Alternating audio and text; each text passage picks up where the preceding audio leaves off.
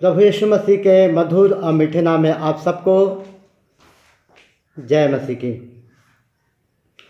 प्रियो, कुछ कलीसियाएं शिक्षा देती हैं कि दवा लेना पाप है, और अनेक विश्वासी जो दवा न लेने का संकल्प लिए थे वे अपराध बोझ से ग्रसित हो जाते हैं जब वे बीमार पड़ते हैं और उनके लिए दवा आवश्यक हो जाता है। प्रियो, पवित्र शास्त्र बाइबल में विश्वासियों को, प्रभु के भक्तों को या आम जनता को दवा न लेने की सलाह कहीं नहीं पाई जाती है।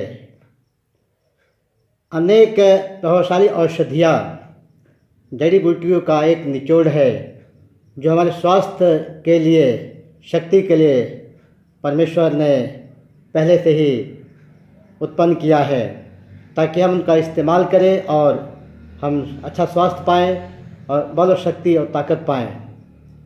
उत्पत्ति 1 अध्याय उसका 29 आयत। राहेल ने लिया से कुछ दुधाफल की मांग की थी, क्योंकि ऐसा विश्वास किया जाता था कि दुधा फलों में संतान को उत्पन्न करने की एक क्षमता है, विशेषकर महिलाओं में। उत्पत्ति 30 अध्याय उसका 14 आयत। परमेश्वर के द्वारा राजा हिजकिय्याह के जीवन को बढ़ाने की प्रतिज्ञा देने के बाद भी यशायाह भविष्यवक्ता ने उसे चिकित्सा उपचार लेने की सलाह दी थी। यशायाह नबी की पुस्तक उसका 38 अध्याय उसका 21 आयत।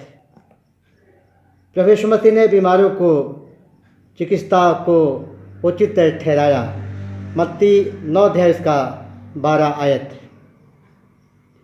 नेक सामरी ने डाकुओं द्वारा घायल किए गए मनुष्य के घावों पर तेल और द्राक्षरस लगाया और पट्टियाँ बांधी और उस घायल व्यक्ति का प्राथमिक उपचार किया। लूका 10 अध्याय उसका 34 आयत।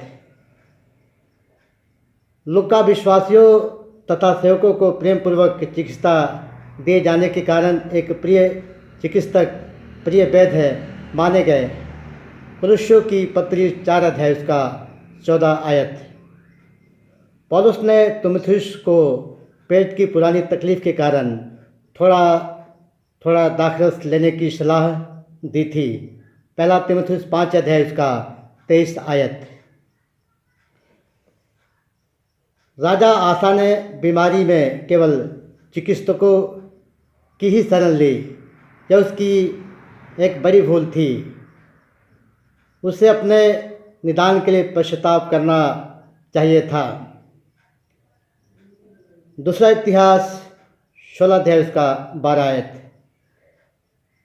अनेक वर्षों से लहू बहने के रोग से पीड़ित महिला को प्रभु यीशु मसीह ने वेदों के पीछे काफ़ी धन खर्च करने के कारण फटकार नहीं लगाई, नहीं डांटा, परंतु उसके विश्वास को देख करके, उसके प्रभु के प्रति भक्ति को देख करके, समर्पण को देख करके उसको चंगा किया।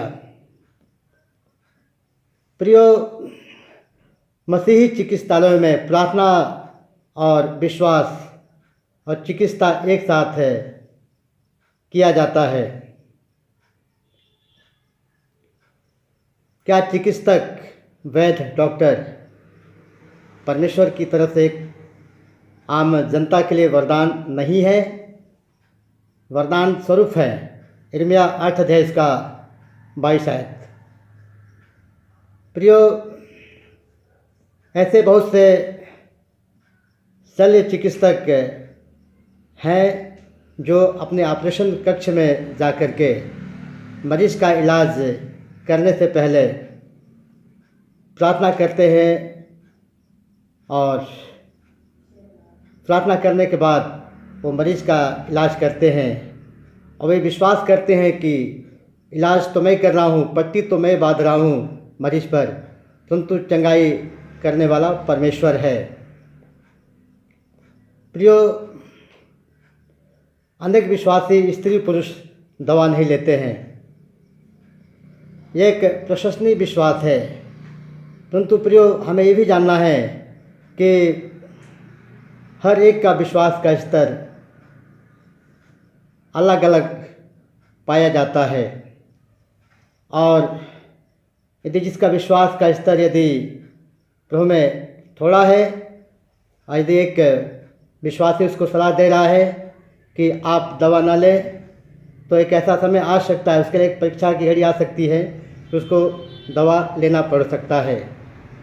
प्रियो, यदि वो दवा नहीं लेगा तो उसको काफ़ी कठिनाइयों का सामना भी करना पड़ सकता है, और पड़ता भी होगा और पड़ता भी है।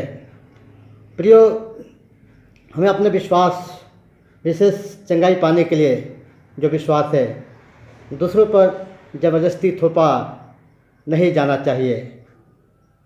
यदि व्यक्ति स्वेच्छा से विश्वास करता है और उसको विश्वास है कि मैं दवा नहीं लूँगा, परमेश्वर प्रभु यीशु मसीह पवित्र आत्मा हमारे शरीर को चंगा करेगी, हील करेगी, तो उसका विश्वास के हिसाब से परमेश्वर उसको हील करेगा। प्रियो, हमें जानना है कि जब तक हम जीवित अवस्था में हैं तब तक हमें और आप सबको बीमारियों का सामना करना पड़ेगा। और बाइबल बताती है कि प्रभु के जो सेवक लोग हैं वो भी एक आम मनुष्य है, आवश्यकता पड़ने पर उनको भी इलाज की ज़रूरत पड़ती है, और यदि वे आवश्यकता पड़ने पर अपना इलाज कराते हैं तो इसमें कोई पाप नहीं है, वे कोई पाप नहीं करते हैं। प्रियो, छुटकारे के भरपूर फलों की आशीष से विशेषकर हमारे शरीर की प्रभु यीशु मसीह के आगमन पर ही पूर्ण हो सकती है। तब हम पहले फल ही का आनंद उठाते रहें जब तक कि प्रभु यीशु मसीह का आगमन नहीं हो जाता है। रोमियो 8 अध्याय उसका 23 आयत और इब्रानियों की पत्री 9 अध्याय उसका 28 आयत। तो प्रियो, हमें ये जानना है कि परमेश्वर की इच्छा हमारे लिए क्या है। क्या परमेश्वर हमारे लिए कोई उपचार ठहराया है जिस उपचार को हम प्राप्त करके अपने शरीर को चंगाई जो है दिलाएं, स्वस्थ हो सके, और इसमें परमेश्वर की इच्छा को पहला स्थान देना चाहिए। और यदि परमेश्वर ने आपके लिए ठहराया है कि आप डॉक्टर के पास जाएं, अस्पतालों में जाएं और अपना इलाज कराएं, तो परमेश्वर उसके लिए आपके लिए प्रबंध करेगा, पैसे रुपए का इंतज़ाम करेगा, और अच्छे तरीके से आपका इलाज भी परमेश्वर कराने में परमेश्वर आपकी मदद करेगा, ताकि आपका शरीर जो परमेश्वर का मंदिर है पूर्ण रीति से स्वस्थ रहे। यदि परमेश्वर की इच्छा यह है कि आप बगैर इलाज के ही, आप बगैर दवा के ही, बगैर जड़ी बूटी के ही, बगैर मेडिसिन के ही आप चंगाई पाएँ, तो परमेश्वर आपको वचन देगा, रेमा देगा, और उस वचन पे आप विश्वास करिए, और परमेश्वर आपको आपके विश्वास के हिसाब से आपको आपके शरीर को चंगा करेगा, हील करेगा। जैसे प्रभु का वचन कहता है निर्गमन की पुस्तक उसका 15 अध्याय उसका 26 आयत में कि मैं तेरा चंगा करने वाला परमेश्वर हूँ।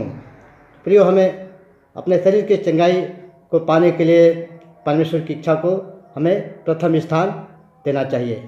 प्रभु आप सबको बहुतायत से आशीष दे। सबको फिर से हमारी तरफ से जय मसीह की। प्रभु आपको आशीष दे।